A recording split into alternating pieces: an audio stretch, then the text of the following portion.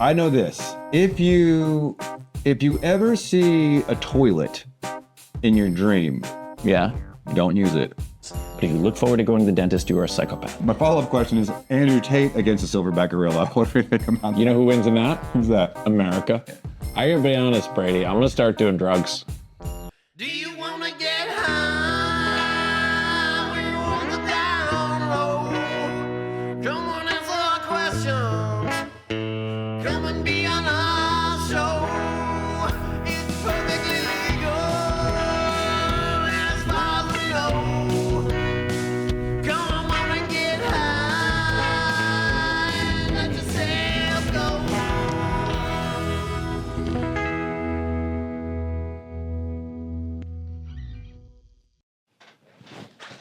Guys, welcome to this episode of Laughing My Gas Off with Dr. Brady Smith and my special guest today, Dr. Steve Hofstetter. I have a doctorate in nothing. But we'll just honor that. It's honorary. Yeah, I'm a doctor in nothing. Yeah. Thank you so much for being with us today, Steve. Steve is a thanks for having comedian. You're welcome. You're welcome. Steve's a comedian. He tells jokes. They're mostly good, right? That's the best review I've ever gotten. Yeah. I feel like my jokes are mostly good, but I get to put people on laughing gas, and so I feel like a little bit of a cheater. I wonder if a theater would allow us to do that. Pump it through. Oh, yeah. Plummet. Yeah, pump it through. Plummet through the seats into their faces. Yeah. Like we would just be safe in the green room. Yeah. This sounds like a weird Batman storyline. We're going to put some nitrous oxide into his body. We're going to clean his teeth. This is going to be educational, informational, entertaining, and Entertainable? Was that where you were going? Entertainable. Yeah, I wanted to try to push it. It's going to be very entertainable. It didn't work. I tried my best to make it work. Okay, tell me your experience with nitrous. Never. This is the first time. Not even one time. This is gonna never. be so fun. Yeah. This is going to be so fun. Thank you so much for coming. I'm so excited. Absolutely. No, I've never had nitrous. Okay. I've been sober over 20 years. Okay. But I am what they call California sober, which means pot is still fine. But for me, I only do low dose edibles to get to sleep. I don't even take it recreationally. Okay. So like this is going to be just at night, like an hour before bedtime or something like that? Yeah, I mean, sometimes it'll be like 20 minutes before bed because Okay. it'll just help me sleep through the night. Do you notice your dreams are ever different when you take gummies versus not taking gummies? A lot of people say so. I have not noticed mine. I've not noticed any difference. Some people say that they stop dreaming when they take it. They stop dreaming? They stop dreaming. Yeah, like if they take enough, they stop dreaming. That would be weird. Yeah. I know this. If you ever see a toilet in your dream, Yeah. don't use it. Tell me your experience with dentistry. I do have a dental story. Yes. So, okay. I love dental stories. My parents had a very close friend who was a dentist, and that's who we went to when we were kids. They had like a friend from high school who became a dentist. I grew up in Queens, New York. Okay, got it. And so we would go to him for dentistry. Yeah. And he had a dental hygienist who was the worst. She treated everyone like they were a little kid, no matter how old you got. Love that. It was to the point when my brother was like in high school, we were all very proud of him because he threw up on her, and we're like, take that. Yeah. Nice. But because of that, like I had a kind of a bad relationship with dentistry. I didn't like it. And I was also not a fan of like, I think there's two types of dentists. There's the type of dentist who's like, let's clean up your teeth and let's get you what you need. Okay. And then there's the type of dentist that is just like, you are such a bad person for not having clean teeth, and how dare you, and you should go to hell, but also we'll clean your teeth and give us money. Yeah. And I get very, very frustrated with that second kind, the kind that like guilt trips you or makes you feel bad about yourself. Yeah. When it's like, we don't know what you know. I feel like it's the East Coast dental schools that Yeah? pump out the bad ones, and then it's the West Coast dental schools that pump out the nicer ones. I've had both because I lived in LA for 10 years. Okay, I had both in both places, but who knows? Maybe. Could have been someone that moved from Boston. We don't know. Could have been. There Yeah. could be some Exactly. whatever. You Transportation. Transportation. So Yes. yeah, I get very, very frustrated at like the expecting us to know as much and be as conscientious about teeth as you guys do. Yeah, or even care about it as much. Yeah. Some dentists do take it personally if you don't value what they value. There is You know what I'm saying? there is no point where I'm like going to sleep and I don't do like a full teeth cleaning where I'm thinking in my mind, take that, dentist. Like I don't, I'm sorry, no offense. Yeah. But you do not come to mind in daily life. Listen, my people, dentists, we do have some things to work on to as far as customer service, bedside manner. Yes. We don't Chairside manner. they don't screen for that Yeah. in the schools. Yeah, I it's don't more think so. just it's more technique. Yeah, it's a lot of clinic Yeah. and not so much personality. So it's like it's all the fundies. You know, you gotta have the fundies correct, and then from there. I had a great dentist when I was living in LA. There was one particular hygienist who was wonderful, who they understood that like this is not a comfortable experience for anyone. Yeah. There is no one, if you look forward to going to the dentist, again, no offense, but if you look forward to going to the dentist, you are a psychopath. Big red flag for me. If they're like, I love it here, I'm like, whoa. Yeah, you need help. You need help in your life. Okay, I'm gonna lean you back here, Okay. and we are gonna start the process. Wee. All right, here we go. Go ahead and lean your head all the way back here. Okay. Just get nice and cozy. Let's go to your happy place, wherever that might be. It's not a dentist's office. Let's. Do you ever try this and then don't put the gas on and see if people pretend? Okay, you want to know something? Yeah. I did this a couple years ago with somebody, and I don't want to say who. I don't want to embarrass Yeah. them. But on the day of, I realized we were out of nitrous. Yeah. So I was like, what do we do? Do we cancel? I didn't want to cancel. So I just said, we'll just do it. We'll put the mask on. I'll make some air noises with the suctions. You just placeboed the hell out of And them? we placeboed them. Nice. Yeah. And we had a nice conversation. And I do believe that, we got away with it. You all the way back to second molar. That's good. That's good. You had wisdom teeth out when you were younger? Never. You guys still in there somewhere? You said you weren't born with them. I guess, I don't have them. It's possible you weren't born. I have 4 kids, and 3 of my 4 kids don't have any wisdom teeth. It's the weirdest. Yeah. Yeah. Like, as a mutant, that doesn't help. Yeah, there's something. I do feel it's a little weird. A little weird? Yeah. Getting a little bit now. Yeah, a little. There's the voice. It's something different. Voice drops. Oh, it does? Just went through puberty. Went through nitrous puberty. Oh, hell yeah. Hell yeah. Get some hair on your body. Throw on some karaoke. Let's do some Barry White. Yeah. Is there a reason you didn't want to do the karaoke? I'm a terrible singer. Yeah. Yeah. But in general, you wouldn't opt for like a karaoke session with buddies or friends out and about. They're like, let's do karaoke. You're like, nah. That's how I kind of am. I'm like, nah. First of all, could I just say, now I very much feel it. You Holy do? Crap. Yeah. Yeah. My head is floating. But also, I've done, when I do karaoke, my go-to song is Bust a Move by Young MC. And nobody This expects is a it. song for all the fellas. Trying to do what those ladies tell us. Play hard to get overzealous. Yeah. Oh, play hard to get females get jealous. Go do. Okay, smarty. Go to a party. Girls are scantily Play clad, showing body. Yeah. Yeah. What year were you It's a born? fun- What year were you born? I was born in 1979. Are we the same? I'm 81. Okay, question number 1 as we start the nitrous going. Steve, you are known to be able to handle a heckler. You get them sometimes. All comedians do, I think, right? But I think you have a good track record of dealing with them soundly. And how do you determine? I think for every clip we see of you dealing with a heckler, there's got to be hundreds more where you're not dealing, like you ignore them. So how do you decide whether you ignore them or we're going in on this one? Is that a game time decision? No, Okay. what usually happens actually is, unless it's like super egregious, the first thing I'll say is something like, I don't know what you said, but it was probably stupid. And then I'll move on. Yeah. It's the reason I deal with them is because they give me no choice. Because if you don't deal with someone who's being loud and annoying, you lose the room. Yes. So it's not a question of like, oh, my ego is bruised because someone else is trying to get attention. Yeah. Like, it's like, no, I have to, the only way for this art to work is if people, there's a reason why all the seats are facing one way.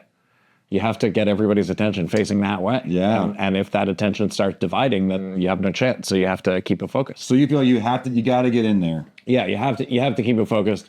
But also, if someone heckles for a specific reason where they're being a jerk, like about something like I had someone who was homophobic. There was someone in the audience who was transphobic. There was someone who was racist, and like when you deal with that stuff like that, I don't give them any opportunity. You're going in. Yeah, but usually if someone's just talking, like they just don't understand that like live entertainment isn't about them. Yeah. Like there's someone who Or like anti-dentites, people who are like anti-dentists. You'll probably like.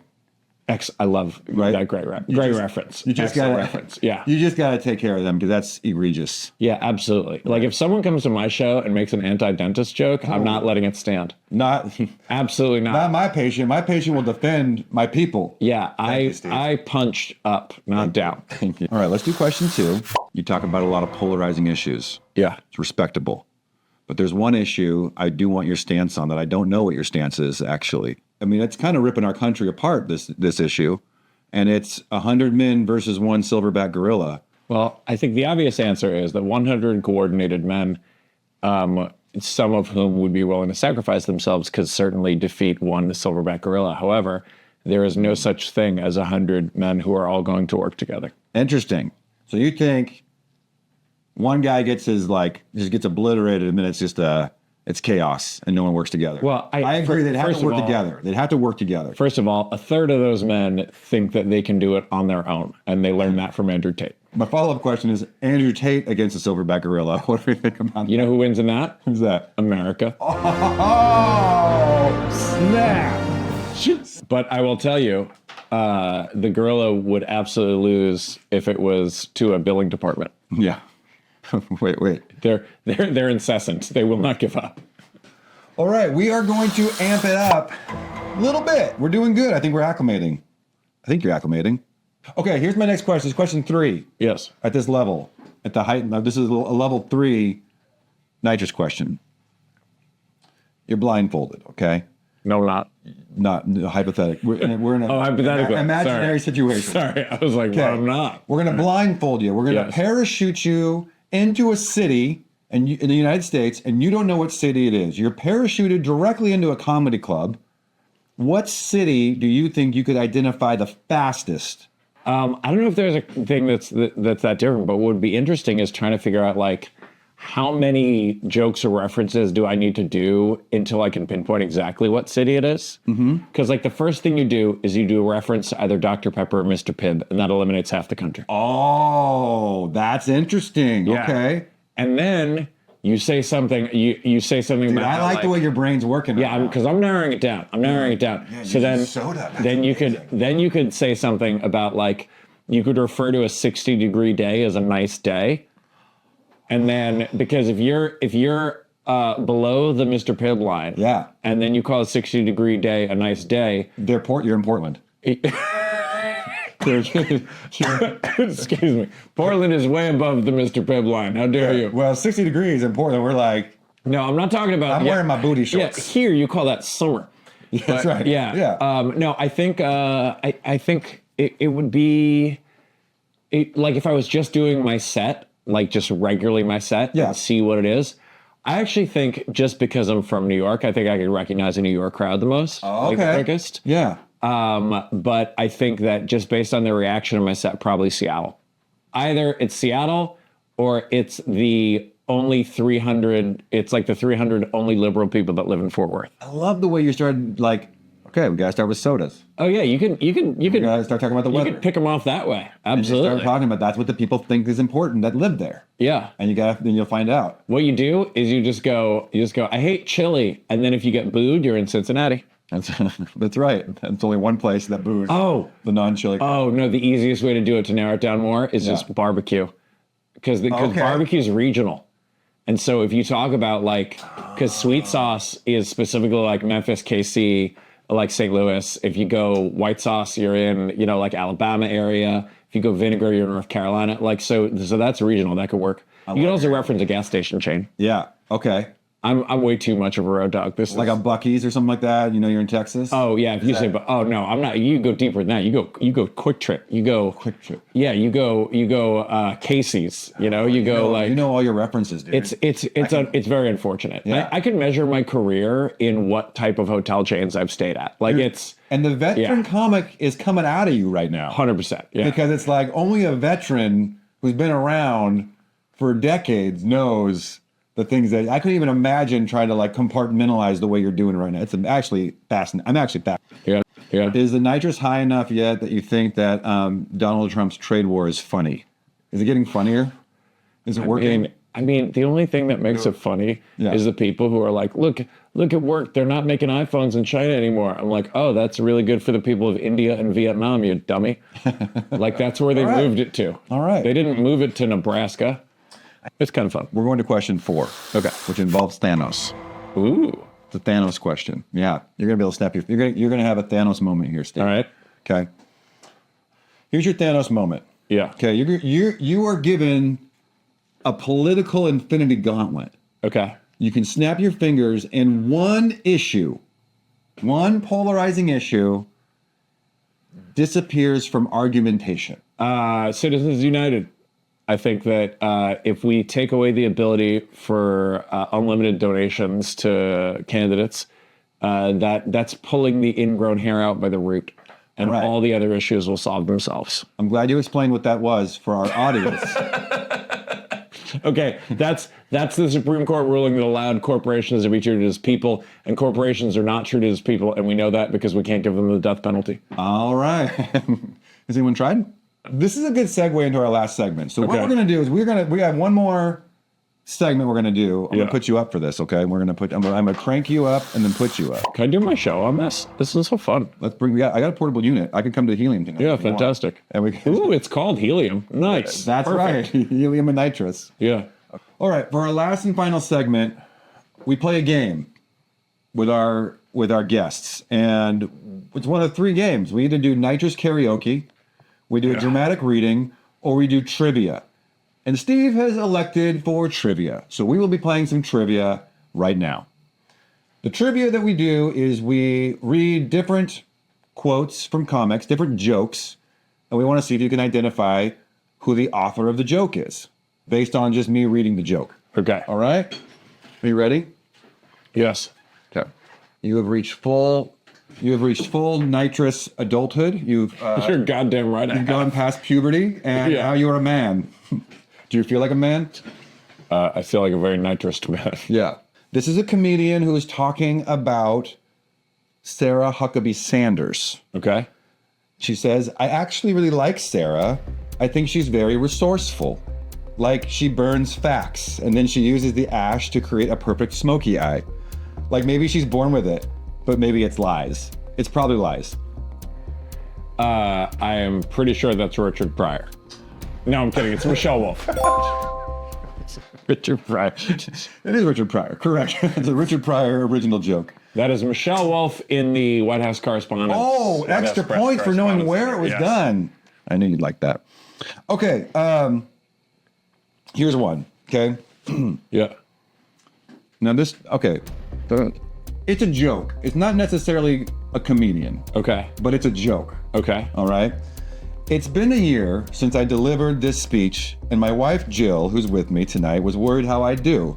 I told her, don't worry, it's just like riding a bike. And she said, that's what I'm worried about.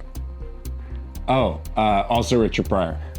No, that's is that Joe Biden? That's Joe Biden. That's a Joe Biden joke. I like that joke. Yes. That's a good.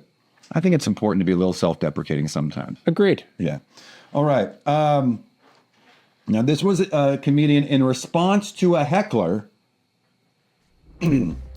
You're not the hero of this story. You're the cautionary tale.